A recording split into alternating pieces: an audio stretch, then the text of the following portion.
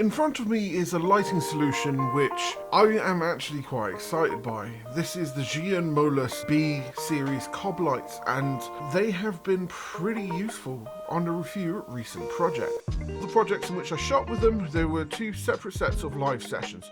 One on the go, outside, powered by a power bank, which I'm going to go over in a minute, and then the other two we actually shot inside of a bar, trying to fit them into nice, tight and small spaces in order to get some really cool looking shots. And I must admit, I was actually massively happy with this. We've got some really quite exciting stuff happening at the moment. One of the things that I am most excited about is starting this music channel coming up soon.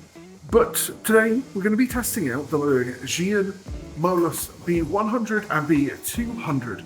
We're going to be shooting in and around a bunch of different locations, and first one right here. We're going to be recording an Irish singer-songwriter called James, and it's going to be very, very exciting, and it's going to be very interesting to see what we can get. It's a little bit noisy here at the moment, which I do apologise for, but you know, life happens. Anyway, let's get to it. What I like about them is that they come in a varying amount of like wattage, so you can either go for a really powerful one or go for the nice small kits there as well. But they also are very, very bright, and in fact I didn't really use any of these at 100% during all of the projects that I actually filmed with them. So in front of me we have the 100, the 200, the 300 and then the 500. Something I forgot to mention whilst actually filming this is the fact that these are bi-color LEDs, which means you can go anywhere between 2700 Kelvin to 6500 Kelvin, which is perfect if you're filming in a location that has incredibly warm lights, like a bar, for example. For doing these music sessions, I've actually enlisted the help of Sennheiser to give us some audio gear to actually be able to record the audio properly. We'll go over that a little bit more in the office, but I'm hugely excited to see what we can really come up with, because there's a lot of lights in this that's really quite cool. It's going to be able to cash out really quite nice to get those light streaks that you've seen in pretty much any sci-fi movie you've watched of recent date. Yeah, but no, super cool. Watch the full video on the lens setup right here. This is the MOLUS 100 here. This has got a softbox on it, just to give a nice soft light across the face.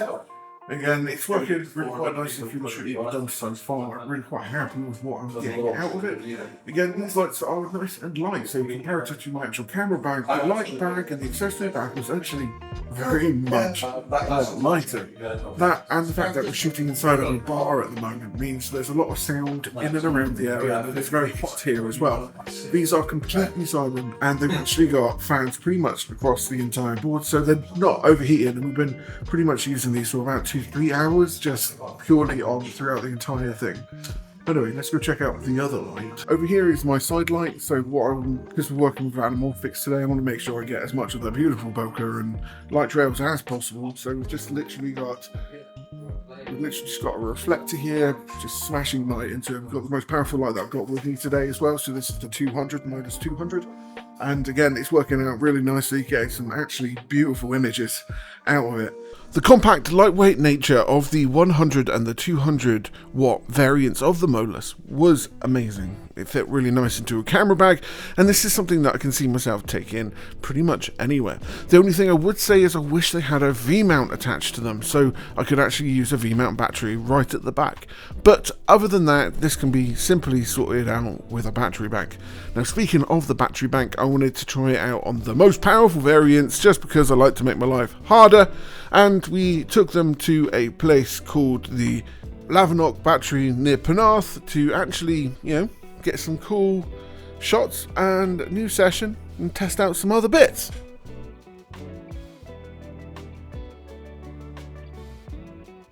Obstacle 1, Kissing Gate, and we're using a cart to take down all of the gear which is accumulated here down to the Marconi area.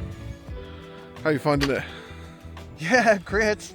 I know, just out of the van, obstacle number 1.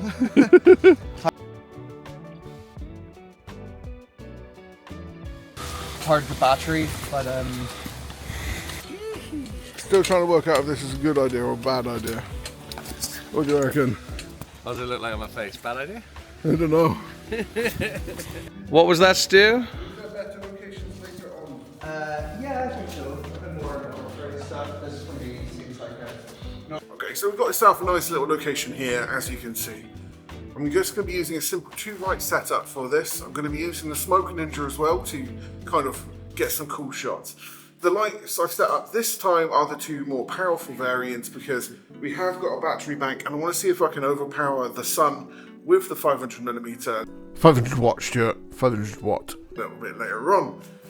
This light here is the 300W Molus, which is going to just give us the nice sort of Rembrandt lighting across James's face as we're shooting, and you know, it's just generally pretty good. Again, with the Octagrid and then just a softbox putting that light on him. Both of the lights in here are going to be on a very low percentage because it's quite dark in here, but we can do quite a lot with that. And then the other light, which we're going to go over to now, is the 500. Again, using the mirrored spotlight adapter that just kind of comes with the actual lights themselves. I'm looking to make sure that I grab a lot of that sort of like anamorphic flare off of what I'm going to be using to shoot this with. This here is the 500 watt, and it's actually crazy to the point where this right now is at 1% or thereabouts. But if we go all the way up to 100%, you can tell that there's a little bit too much light in here. But if we bring this down to the percentage in which it's going to use the less amount of battery for the time being, which is 1%, literally one stop of actually it being completely off, the light will work in this situation, and I don't necessarily need to do anything extra in order to bring out kind of what I'm looking to get out of this particular situation. Let's jump over to the actual camera setup I'm using so I can talk through a little bit of that. The camera setup I am using for this shoot will be the 45mm with the anamorphic adapter from Samyang. This is a VAF lens, so it's a nice lens that you can switch out really quickly with the other set that I've got here today. And then I'm using the Sennheiser MK600 for audio, rolling straight into my FX3, and then my phone here will be the actual monitor of the actual device, which shall be quite cool. I use this setup I've been using this setup quite a bit overall, and as you can see, it's pretty much got everything you'd really need in it. Again, I'm going to have to roll on aeroplane mode on my phone so I don't get any static from the signal, but looking forward to shooting this particular setup. It's going to be quite cool. And just to make sure we add a little bit of je ne sais quoi, shall we say, I'm going to be using the Smoke Ninja here just to get some nice smoky bits in behind him, making him look a little bit angelic. Because, you know, Irish people, angelic kind of goes together. Sounds great, actually. Oh? Sounds lovely, it looks great from out here.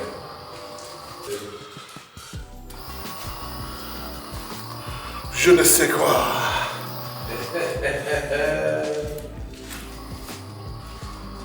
My buddy Leon was using a... Probably going to get some sort of like tetanus or something from this room. So here we have the Zhiyun 100 watt cob light, and the thing that I want to talk about with these in particular is the fact that they're designed very much not to overheat, in the fact that they have a number of cooling fans in and around the actual unit, making sure that the LEDs are going to be as bright as possible but also as compact as possible there as well. So as you can see, there's a fan here, fan at the top, fan at the side, and then you've got another fan at the back, which means especially the higher wattage versions pretty much stay cool throughout the entire shooting process. And this is something that I was actually really impressed by when shooting with it, was the fact that they actually kept remarkably cool, because you don't always want your talent to get really hot because you're heating up the room with a bunch of lights. This actually works out really quite well. Now, we did also have a little bit of fun with these at Wales and West this year, which I'll add some of that footage in as well, because it kind of shows the perfect lighting situation. With me, I decided to go a little bit more creative with the lights, and like I said, I split it into two with kind of very similar looking lighting setups and what you can actually really do with them. Something that I was impressed by while shooting with them, when we were actually out and about in an abandoned structure just in the middle of nowhere, what I decided to do is actually bring one of these along. This right here is the DJI 500 power bank, And what's great about it is that it has both USB-C access but also AC power out, and for what it's worth, you can actually get a lot of power out of this. We were shooting for near enough 2 to 3 hours. It's only gone down by 30%, and we're using the big MOLUS Zhiyun light, 300 watt and a 500 watt light. And I must admit, I'm really impressed with the power of this. We've got 42%. On the grand scheme of things, these lights aren't really that expensive, with the cheapest being £219.99 and then the most expensive being £695. Overall, these are really good lights, and they pretty much give you a all-in-one lighting solution, at least to a certain extent. Really perfect. For me at the moment, I'm looking for a lighting solution that I can fit in my bag at any time and go out and shoot with it and make sure, you know, I can get some really cool looking shots.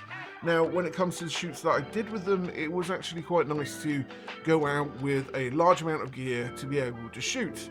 If I want to do something a little bit more creative, these ones actually offer quite a substantial amount. I actually used a separate camera bag for this, which was the Temper Axis bag. Absolutely phenomenal, and they all fitted in pretty perfectly in that, including using the light adapter that actually comes with it. And again, really impressed with that side of stuff.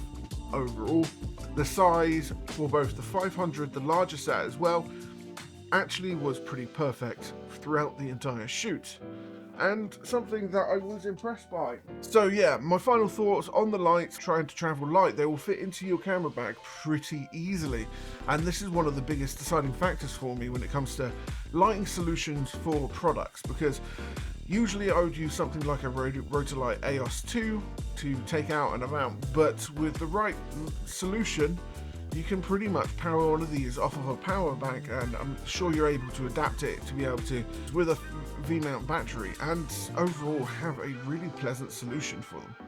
When it came to the smaller setup, the 100 and the 200, I found them very easy to pretty much fit into any situation because of that size. When it comes to lighting solutions for video as well, I am a core believer that having a Bowens mount is actually the best course of action to get clear and unique looking style of lighting in what you're shooting, because you have the ability to use so many adapters to it. But yeah, overall, really impressed with this lighting setup. Let me know what you think down below. If you like this video, make sure you like, follow, and subscribe if you want to see more. Have a good day. There's a time where we'll settle anew. There's a time where we'll settle anew. We're spreading our rings. I don't know if we should.